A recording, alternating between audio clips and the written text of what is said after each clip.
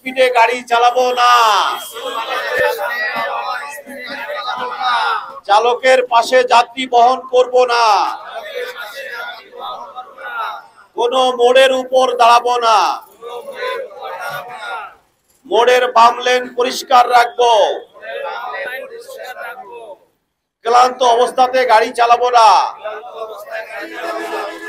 যেখানে সেখানে যাত্রী উঠানো নামানো করব না। আমিন।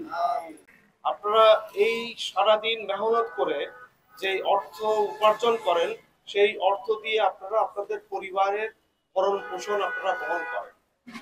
আমি আপনাদেরকে অনুরোধ করব, আপনাদের কার্যকলাপের কারণে যাতে নগরবাসীর বিরক্তির কোনো কারণ না হয়।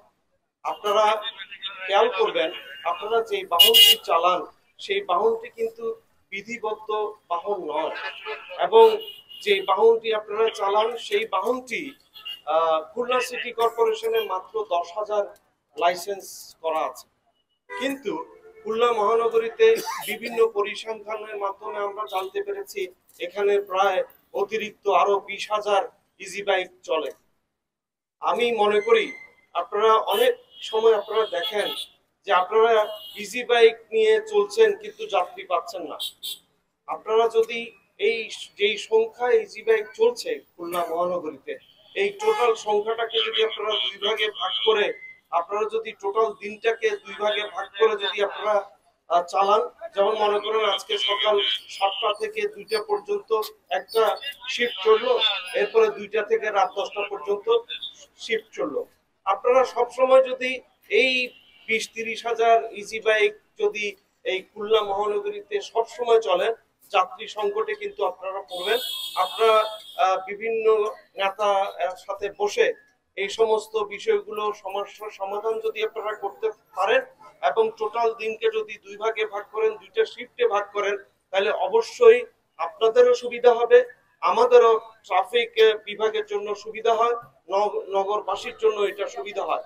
আমি আপনাদেরকে অনুরোধ করব, আপনারা ওভার স্পিডে আপনারা আপনাদের এই বাহন চালাবেন না। অনেক সময় দেখা যায় আপনারা পুরা রাস্তা জুড়ে আপনারা কিন্তু এই যানবাহনটা চালান। আমরা যারা একটু বড় গাড়িতে চড়ি, আমাদের যে গাড়ির স্পিড আর আপনাদের গাড়ির কিন্তু স্পিড এক না। অনেক সময় দেখা যায় আপনারা আমাদের গাড়ির সাথে পাল্লা দেওয়া শুরু করেন। সেক্ষেত্রে হবে কি জানেন, আপনি আপনার যে পরিবারের আপনি প্রতিনিধিত্ব করছেন, নেতৃত্ব দিচ্ছেন, অকালে আপনার ঝরে যাওয়ার কারণে আপনার পরিবারও পথে বসার উপক্রম হতে পারে।